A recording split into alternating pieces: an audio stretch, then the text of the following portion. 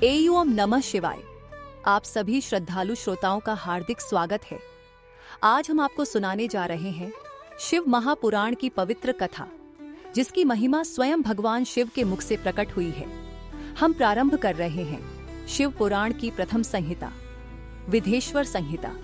ये संहिता भगवान शिव की उत्पत्ति, शिवलिंग की अनंतता, पंचाक्षरी मंत्र की महिमा, रुद्राक्ष, भस्म, व्रत और भक्ति की पराकाष्ठा को सरल एवं भावपूर्ण रूप में प्रस्तुत करती है। ये कथा न केवल ज्ञानवर्धक है बल्कि आत्मा को शिवमय बना देने वाली है।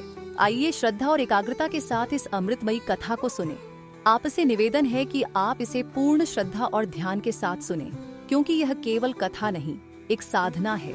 तो चलिए आरंभ करते हैं शिव पुराण की प्रथम संहिता, विधेश्वर संहिता। अध्याय 1। ऋषियों ने सूत जी से पूछा, हे महान ज्ञानी सूत जी, कृपा कर हमें वह पुराण सुनाइए जो समस्त पापों का नाश करता हो और कलयुग में मोक्षदाता हो। सूत जी बोले, हे मुनियों, सभी पुराणों में शिव पुराण श्रेष्ठ है, जिसमें स्वयं परमेश्वर शिव का गुणगान है। इसे सुनने से समस्त बंधन समाप्त हो जाते हैं। अध्याय 2। ब्रह्मा ने विष्णु से कहा, हे जनार्दन, तुम्हारी उत्पत्ति मुझसे हुई है, अतः तुम मुझसे हीन हो। विष्णु बोले, हे ब्रह्मण, मैं तुमसे पूर्व का हूँ, तुम मुझसे उत्पन्न हुए हो। तभी अग्निस्तंभ प्रकट हुआ और शिव प्रकट होकर बोले, हे ब्रह्मा, झूठ बोलने पर तुम श्रापित हो। विष्णु सत्यप्रिय है, वही मेरी भक्ति के योग्य है। अध्याय 3। ऋषियों ने पूछा, हे सूत जी, वह अग्निस्तंभ क्या था जो अनंत प्रतीत हो रहा था? सूत जी बोले, हे मुनियों, वह अग्निस्तंभ शिव का लिंग स्वरूप था, जो अनादि, अनंत और परम ब्रह्म है। जो उसकी आराधना करता है वह संसार के समस्त दुखों से मुक्त हो जाता है। अध्याय 4। ऋषियों ने कहा, क्या केवल शिव नाम लेने से मोक्ष संभव है? सूत जी बोले, हे मुनियों, एक पापी ब्राह्मण ने मरण समय में अनजाने में शिव शब्द कहा और वह शिवधाम को प्राप्त हुआ। अतः नाम स्मरण ही जीवन की अंतिम साधना है। अध्याय 5। शौनक ऋषि ने पूछा, हे सूत जी, क्या केवल कथा सुनने से भी पुण्य मिलता है? सूत जी बोले, हे तपस्वियों, शिव कथा का श्रवण करने मात्र से मनुष्य के जन्म जन्मांतर के पाप कटते हैं और वह शिवलोक में स्थान प्राप्त करता है। अध्याय 6। ऋषियों ने प्रश्न किया, हे सूत जी, शिवरात्रि व्रत की क्या महिमा है?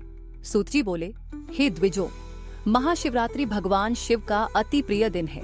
इस दिन जो उपवास, जप, पूजा और जागरण करता है, वह सब पापों से मुक्त होकर शिव का सानिध्य प्राप्त करता है। अध्याय 7। ऋषियों ने पूछा, हे सूत जी, भस्म और रुद्राक्ष का महत्व क्या है? सूत जी बोले, भस्म आत्म शुद्धि का प्रतीक है और रुद्राक्ष शिव के नेत्रों से उत्पन्न हुआ है।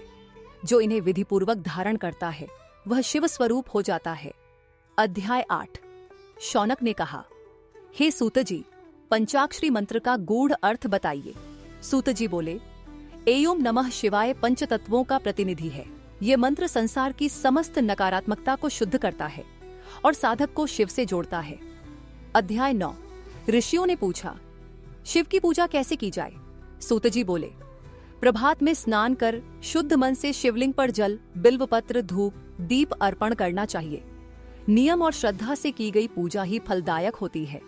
अध्याय 10। शौनक बोले, क्या इस कथा के श्रवण का फल स्थायी होता है? सूत जी बोले, हे मुनियों, विधेश्वर संहिता का श्रवण मनुष्य को 7 जन्मों के पुण्य देता है और अंततः वह शिवधाम को प्राप्त करता है। अध्याय 11। ऋषियों ने पूछा, क्या पुण्य बिना कर्म के भी संभव है?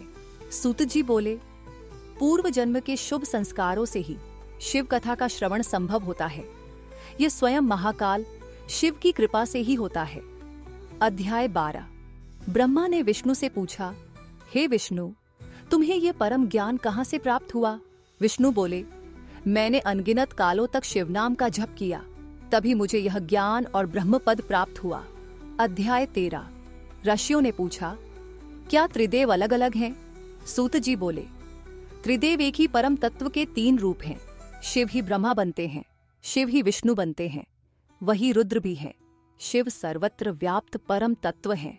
अध्याय 14। शौनक बोले, दैनिक पूजा से क्या लाभ होता है?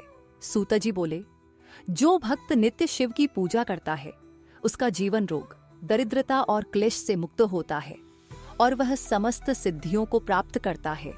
अध्याय 15। ऋषियों ने पूछा, क्या निर्धन व्यक्ति भी शिव को प्रसन्न कर सकता है? सूत जी बोले, हे मुनियों, एक निर्धन भक्त ने गंगा जल से शिव का अभिषेक किया और शिव प्रसन्न होकर उसे स्वर्ग का द्वार प्रदान किया। अध्याय 16। ऋषियों ने कहा, भक्त को किन गुणों को अपनाना चाहिए? सूत जी बोले, शिव भक्त को संयम, दया, सत्य और सेवा भाव अपनाना चाहिए। ये गुण उसे शिव के समीप ले जाते हैं। अध्याय 17। शौनक बोले, ध्यान और भजन का वास्तविक फल क्या है? सूत जी बोले, ध्यान, भजन और कथा श्रवण से आत्मा पवित्र होती है। भगवान शिव पर जिसने मन केंद्रित किया वह स्वयं ब्रह्म स्वरूप हो जाता है। अध्याय 18। ऋषियों ने पूछा, रात्रि उपासना क्यों श्रेष्ठ मानी गई है? सूत जी बोले, निशा का समय शांत होता है, उसमें शिवध्यान से साधक को तुरंत तत्व ज्ञान और अनुभव होता है। अध्याय 19। शौनक बोले, क्या शिव की उपासना से ग्रह दोष भी मिटते हैं? सूत जी बोले, हाँ, शिव की कृपा से शनि, राहु, काल सर्प योग जैसे सभी दोष समाप्त हो जाते हैं। वे त्रैलोक्य के अधिपति हैं। अध्याय 20। ऋषियों ने पूछा, षड्रव्य अभिषेक का महत्व क्या है? सूत जी बोले, जल, दूध, दही, घी, शहद और शक्कर से शिवलिंग का अभिषेक करने से जीवन में धन, आयु, संतति, ज्ञान और मोक्ष सब प्राप्त होते हैं। अध्याय 21। शौनक बोले, क्या पापियों को भी क्षमा मिलती है? सूत जी बोले, शिव अत्यंत करुणामय हैं। वे भक्त के भाव को देखते हैं। एक राक्षस की पत्नी की भक्ति से प्रसन्न होकर उन्होंने उस राक्षस को भी मुक्त कर दिया। अध्याय 22। ऋषियों ने पूछा, भस्म की शक्ति इतनी प्रभावशाली कैसे है? सूत जी बोले, भस्म केवल राख नहीं, तप का सार है। यह शिव के योग बल का प्रतीक है और इसे धारण करने वाला साधक रोगों व दोषों से मुक्त होता है। अध्याय 23। शौनक बोले, शिव को सबसे प्रिय क्या है? सूत जी बोले, मौन, संयम, ध्यान और तप। ये 4 गुण शिव को अत्यंत प्रिय हैं। इनसे भक्त शिव के अनुग्रह का पात्र बनता है। अध्याय 24। ऋषियों ने पूछा, क्या केवल नाम स्मरण पर्याप्त है? सूत जी बोले, एक ब्राह्मण केवल शिव नाम का उच्चारण करता था।